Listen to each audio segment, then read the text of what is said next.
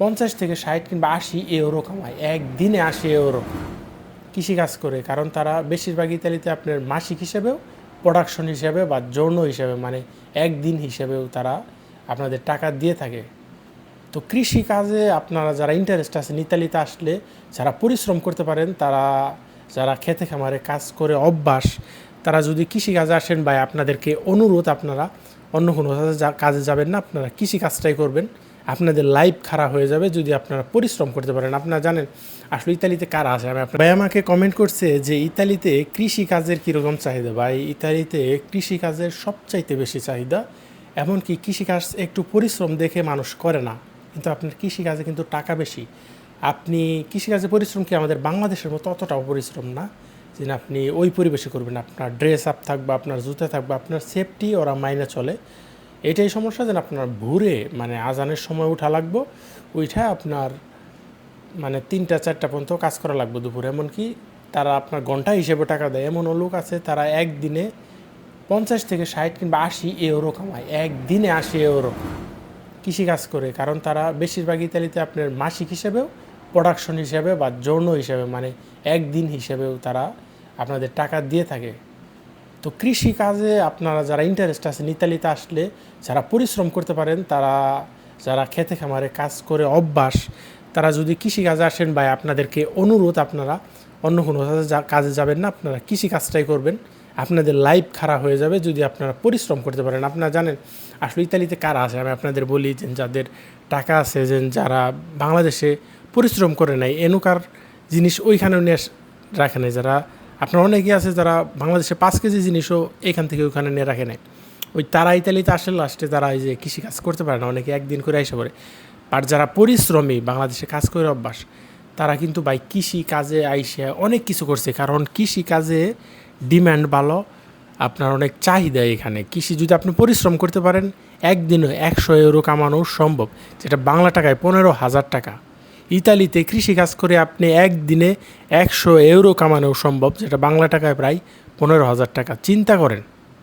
কিন্তু আপনার পরিশ্রম করতে হবে। আপনাকে একটা কথা মনে রাখতে হবে, যে যাই বলুক, আপনি যদি পরিশ্রম করতে পারেন, আপনি যদি ইউরোপে আসতে চান, আপনি বিসমিল্লাহ বলে আপনি ইতালির জন্য চিন্তা করতে পারেন যে না, আমাকে কৃষিকাজ করতে হবে, আমার কোনো সমস্যা নেই। বা এই কৃষিকাজে আপনার ফল তোলার কাজ কিংবা আপনার আঙ্গুর বাগানের কাজ বাংলাদেশের মতো ধান কাটার কাজ না।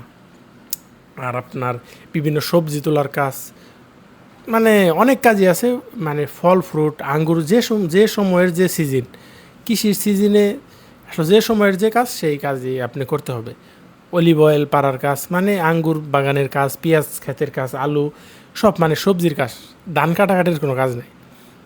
গম আছে, ভুট্টা আছে, এগুলো আছে, এগুলোর কাজ, সূর্যমুখী ফুলের বাগানের কাজ। আপনি যদি পরিশ্রম করতে পারেন, কৃষিকাজ আপনার জন্য বেটার। কারণ এইখানে বাংলাদেশে আমি এমনও দেখছি, তারা ঢাকা শহরে 5-10 তলা বাড়ি করে ফেলাইছে, তারা শুধু কৃষিকাজ করে। কারণ তারা বলে যে না, আমাদের যদি অন্য হানে কোনো কাজ দেয় আমরা জীবনেও করবো না। কারণ তারা মজা হয়ে নিচ্ছে, তারা পরিশ্রমী।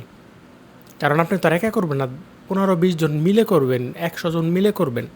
এই জন্য তা আপনারা অবশ্যই কমেন্ট করবেন কারা কারা খেতে খামারে কাজ করতে আগ্রহী কিংবা কাজ করতে পারেন। কারণ কোনো কাজই ছোটো না, কোনো কাজই ছোটো না। আপনি জিজ্ঞেস করে দেখেন আপনার যারা পাড়া প্রতিবেশী ইতালিতে থাকে, অনেকে কৃষি বিষয়ে এসেও কৃষি কাজ করে না, মালিকের সাথে দেখা করে না, পালায় জায়গা। এইটা আসলে তারা সবচাইতে বড় ভুল করে।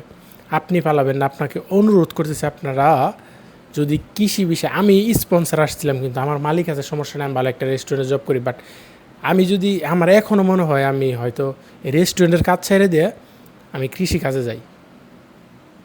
আমার নিয়ত আছে ভবিষ্যতে আপনার একটা কৃষি, আপনার ক্ষেত বা জমিন লিস্ট নিয়ে কিছু কিছু লোক রেখে আমার মানে কৃষি প্রজেক্ট করার ইতালিতে আশা আছে। কারণ ইতালিতে কৃষিকাজ জানা থাকলে আরও সুবিধা কি, আপনি লিজ নিতে পারবেন সরকারের কাছ থেকে জায়গা, কিংবা ইতালিয়ানদের কাছ থেকে 2-3 বছরের নামে, 5 বছরের নামে জায়গা লিজ নিতে পারেন। ওগুলাই শুধু টাকায় আর টাকা।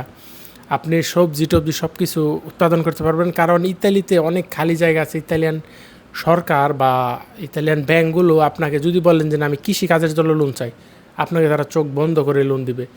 একমাত্র ইতালিতে যারা কৃষি কাজ করে তাদেরকে ইতালিয়ান গভর্নমেন্ট সব দিক থেকে হেল্প করে, তাদেরকে পছন্দ করে। এই জন্য আপনি লাতিনে, আপনার তেরাসিনে, এই সব জায়গায় যান, কিংবা নাপোলি কৃষিকাজের বিকল্প নাই। ইন্ডিয়ানরা কিন্তু পাকিস্তানিরা এই আমাদের মতো রেস্টুরেন্টে কাজ করেন। আপনারা দেখবেন যে কৃষিপ্রধান এলাকায় 100 জনের মধ্যে 90 জনই ইন্ডিয়ান। তারা কৃষি কাজ করতেছেন, আমাদের বাংলাদেশি 10 জন পাবেন। তো তারা যদি কাজ করতে পারে তাহলে আমরা বাংলাদেশিরা কাজ করতে পারবো না। টাকার বিনিময়ে আপনি টাকা দিলে আপনি কৃষি কাজ করতে পারবেন না কিনে। এই জন্য আমি আপনাদের বলবো, যারা পরিশ্রম করতে পারেন তারা চোখ বন্ধ করে আপনারা কৃষিকাজ করেন। এই ক্ষেত্রে আপনার এতটা শিক্ষিত লাগে না, এত ভাষা জানাও লাগে না, খুবই মানে সহজ। যারা পরিশ্রম করবেন আমি তাদেরকে রিকোয়েস্ট করব আপনারা চোখ বন্ধ করে কৃষিকাজের জন্য আবেদন করতে পারেন বা কৃষি বিষয়ে ইতালিতে আসতে পারেন। ধন্যবাদ সবাইকে।